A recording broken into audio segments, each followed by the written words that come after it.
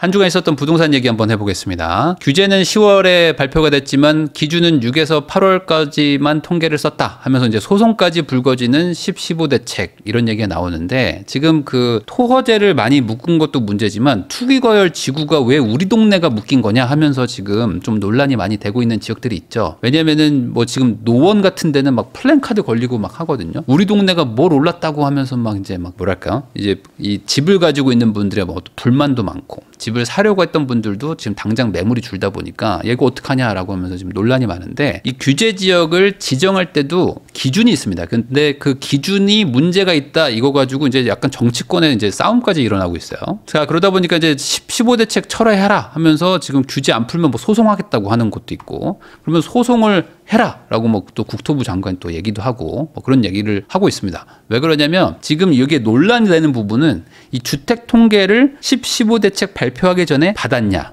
받아가지고 일부러 누락했냐, 아니면은 못 받았냐, 이거 가지고 막 싸운단 말이에요. 그러니까 이게 전형적인 지금 정치 싸움이 돼버렸는데, 왜냐면 이 통계를 근거로 지구 지정을 하게 되는데 이 통계 자체를 안 받았다, 그리고 통계를 못 쓰는 게 기준이다. 근데 아니다, 너 받았잖아, 쓸 수 있잖아, 왜 그랬어? 이거 가지고 싸운단 말이에요. 자, 그러다 보니까 이제 국토부에서 이제 정확하게 이제 발표를 했습니다. 이 공표를 하기 전에는 쓸 수가 없다 라고 얘기를 한 거예요. 그러니까 이 공표하기 전에 13일, 14일 날 데이터를 받긴 했지만 그게 공표가 아직 안 됐기 때문에 15일 날 우리가 대책 발표할 때는 통계를 쓸 수 없었다. 이런 논리를 이제 말을 한 것입니다. 그래서 이제 국토부 얘기가 맞다고 치면 그러면 문제가 뭐 없을 수도 있는 거잖아요. 근데 그게 아니다라고 해가지고 지금 이제 막 소송으로 갈 것 같아요. 자, 그러면 이게 뭐가 문제가 되냐면 그 소송으로 갔을 때 만약에 이제 누가 이기냐에 따라서 패소를 하거나 만약에 가처분을 이제 받기 시작하면은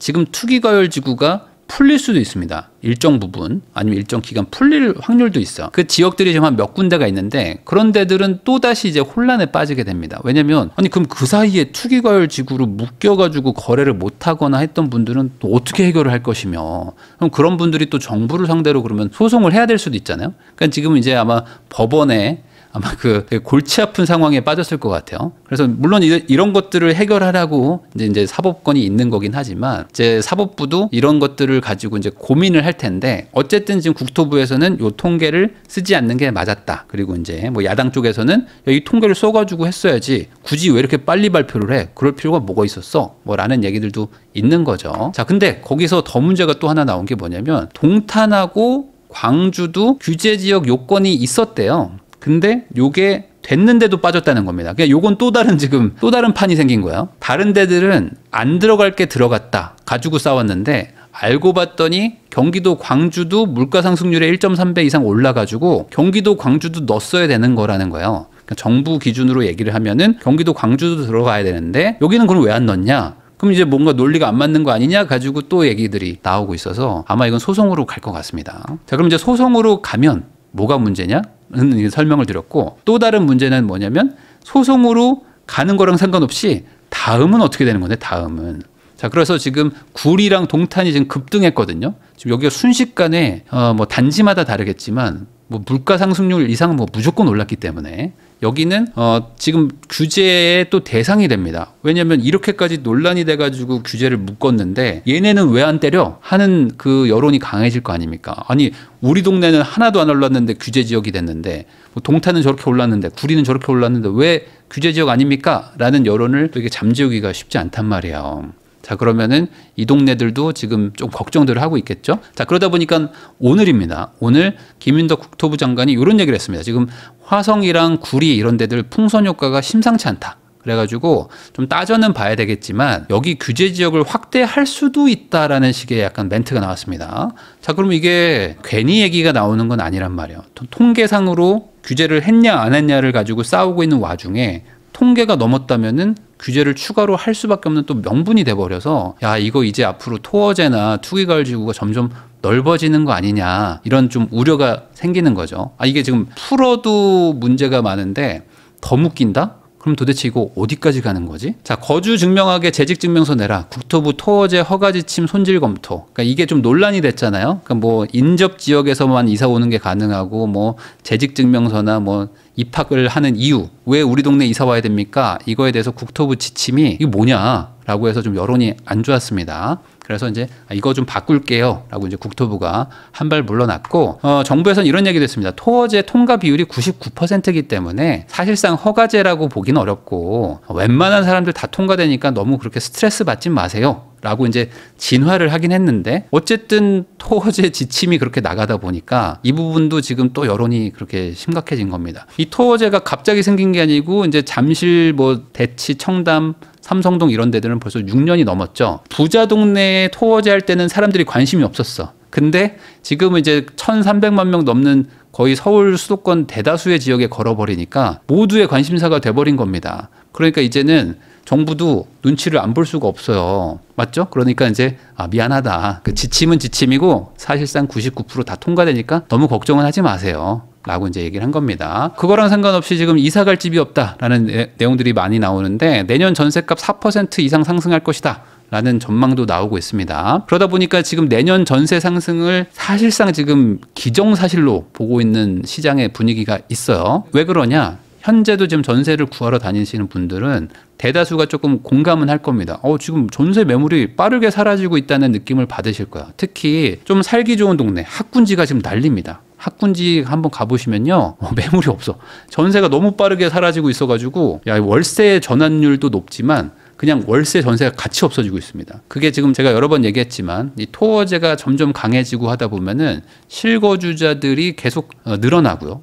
그리고 전세를 줬던 분들도 집을 비워버리거나 아니면 자기 뭐 자녀를 살게 하거나 뭐 이런 일들이 일어나거든요. 근데 내년에 공급도 없으니까 더 오를 것 같다는 걱정들을 하는 거고, 그러다 보니 지금 2명 중에 1명이 내년에 집값이 올라간다라고 하면서 2021년 이후 상승 전망이 최대치다라는 얘기들도 나오고 있는 거죠. 자, 집값 잡기 전에 실수요자를 잡을 것 같다. 대단지 아파트 매물 절반이 사라졌다. 이거는 이제 전세 낀 물건, 월세 낀 물건은 팔 수가 없기 때문에 자연스럽게 매물이 급감하게 되고요. 근데 매수자가 그만큼 절반으로 줄어드는 건 아니잖아요. 무주택자는 여전히 한 절반 정도 있으니까.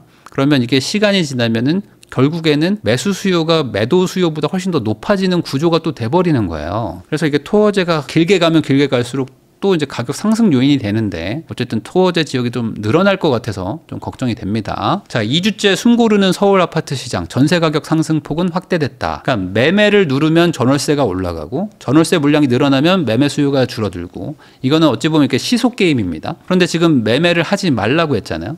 그러니까 토어제 투기과열직으로 매수 수요를 확 눌러버리면 그 사람들이 집을 뭐 어딘가 얻긴 얻어야 되잖아요. 그러니까 매수로 못 얻으면 전월세로 얻겠죠. 그러니까 당연히 전세 상승이 좀 늘어나고 있습니다. 그러니까 지금 엎친 데 덮친 격으로 계속 이렇게 중첩되고 있다고 보시면 될 것 같아요. 자, 수도권 아파트 월세가 자고 나면 오른다. 상승률이 10년 내에 최고다. 그러니까 지금 집주인들도 전세를 계속 주는 거에 대한 부담을 느끼고 있습니다. 그러다 보니까 전세 보증금을 더 높이기보다는, 전세가 예를 들어 5억이에요. 그러면은 5억에 50, 5억에 60, 뭐 이런 식으로 월세를 추가로 붙이는 구조로 가고 있습니다.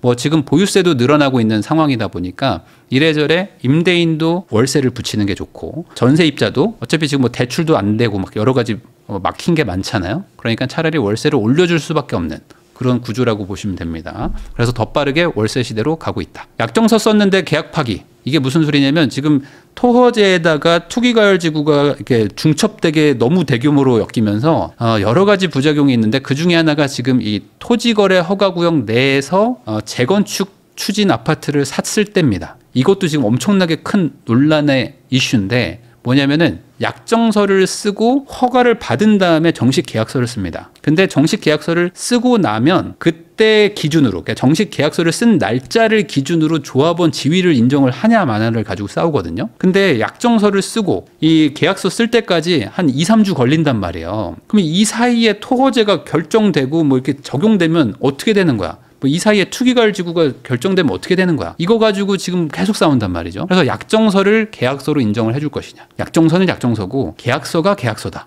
그렇게 따지면 한 3주간의 텀이 생깁니다. 그럼 그 3주라는 거는 허가를 받는 거기 때문에, 그럼 허가가 늦어지면 누구 책임인 건데? 이런 것도 문제가 되고요. 아까 말한 대로 중간에 투기과열지구랑 중간에 갑자기 토어제가 들어가면서 생기는 문제, 대출 문제 이런 것들이 다 꼬입니다. 그래서 이것도 지금 가르마를 타야 되는데 국토부가 아직 뭔가 답을 못 줬어요. 이것도 이제 빨리 결정이 돼야 될 것 같고 종부세가 또 늘어나는데 민간 임대 사업자들한테 종부세를 막 부과하기 시작합니다. 이게 조정 대상 지역 안에는 민간 임대 사업, 그러니까 임대 사업자여도 종부세 합산 배제가 안 됩니다. 그러니까 조정 대상 지역 안에 다주택자들은 이래나 저래나 종부세를 때려 맞아요. 그러니까 이게 옛날 정책인 거죠. 옛날 규제가 지금도 살아 있어가지고 그런 건데, 아니 매입 임대를 해가지고 임대주택을 늘려야 되는 입장에서 임대주택을 늘리면 늘릴수록 종부세를 많이 내게 되니까 이것도 못하게 되는 거예요. 아니 그러면 임대 사업을 하라는 거야 말라는 거야, 여기서부터 이제 막히는 거죠. 예전에 이제 임대 사업자들이 혜택이 너무 많다고 해가지고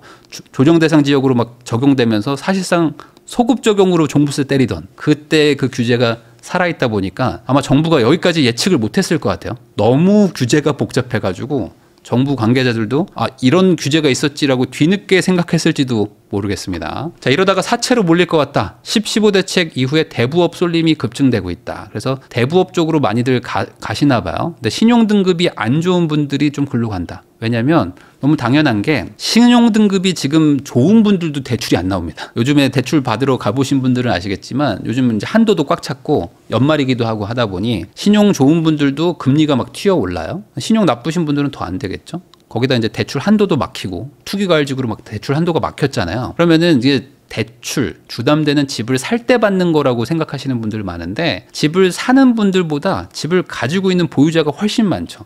그런 분들이 사업을 하거나 가게를 운영하거나 자영업 하시다가 사업이 힘들고 그러면은 주담대를 많이 빌립니다. 근데 그 주담대가 막혔잖아요. 지금 금리도 올라가고 신용도 깐깐하게 보고 주담대 못 받게 하는 구조로 지금 가고 있잖아요. 그러니까 이분들은 돈은 필요한데 안 나와. 그러니까 이제 카드론 쓰고 막 하면서 도저히 안 되니까 이제 대부업까지 가시는 거예요. 그러니까 이게 대출 규제라는 게 부자들을 규제하는 것 같지만 사실은 이제 서민 실수요자들도 많이 규제를 당하거든요. 수도권 규제 강화에 대구, 부산 주택 거래가 살아났다. 이쪽으로도 조금 가고 있는 것 같아요. 이게 뭐 풍선 효과까지라고 말하기는 어렵지만 이 부산이나 대구 쪽에 거주하고 계시는 분들 중에서는 서울 쪽에 집을 살려고 했다가 저쪽으로 다시 가신 분들, 이런 분들도 좀 있고, 일부지만 서울 수도권에 계신 분들 중에서 한 채는 있는데 두 번째 집을 어디 살까 하다가 야 그러면 지금 부산이 많이 눌렸던데 부산 가서 좀 부산 대장 아파트에서 살까 하면서 뭐 가시는 분들, 뭐 수성구 살까 하면서 가시는 분들, 이런 분들도 조금은 있다. 근데 뭐 아마 모르긴 몰라도 그 동네에 계시던 분들이 서울 살려다가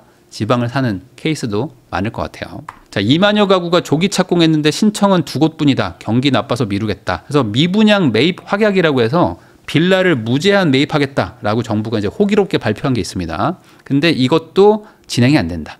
왜 그러냐면 이게 착공을 해가지고 지으면 사줄게요예요. 근데 이 사주는 게 한 90% 정도? 분양가의 한 90% 정도 될 겁니다. 그러니까 이게 사업성을 따져보면은 애매한 곳들도 있어요. 그러니까 지금 PF로 매입한 토지가 사업성이 나쁜 곳들은 다 무너졌고, 근데 좀 사업성이 그래도 어느 정도 좀 나올 것 같아 하는 분들은 버티고 있었을 거 아닙니까? 이런 곳들이 지금 이렇게 미분양 매입 확약을 가지고 정부한테 넘겨봐야 뭐 돈이 되는 것도 아닌 것 같고 딱히 뭐 의미가 없는 것 같은데 조금만 더 버텨보다가 그냥 민간으로 분양을 할까 하면서 기다리고 있는 곳들도 많다. 그러니까 정부가 매입을 하겠다고 했지만 진행은 잘 안 되고 있다. 자, 135만 가구 쏟아낸다더니 회의만 하고 있다. 공급 속도전이 뭐 공용불이다. 뭐 이런 얘기들도 계속 나오고요. 자, 거기다가 이제 주민센터를 복합 개발해가지고 그 위에 공공임대를 짓겠다 하는 것도 이제 하고 있습니다. 그래서 지금 공급을 135만 채를 지어야 되는데 지금 뭐 대규모 빈 땅이 없단 말이에요. 그래서 지금 용산 정비창에다가 국제 업무지구 만드는 데다가 뭐 공공임대 아파트를 만들자 뭐 이런 얘기들도 지금 막 나오고 있더라고요. 정치권에서. 과거에도 나왔었는데 결국에는 좀 안 하는 쪽으로 가다가 다시 또 뭐 그런 얘기들이 나오고 있습니다. 그래서 이게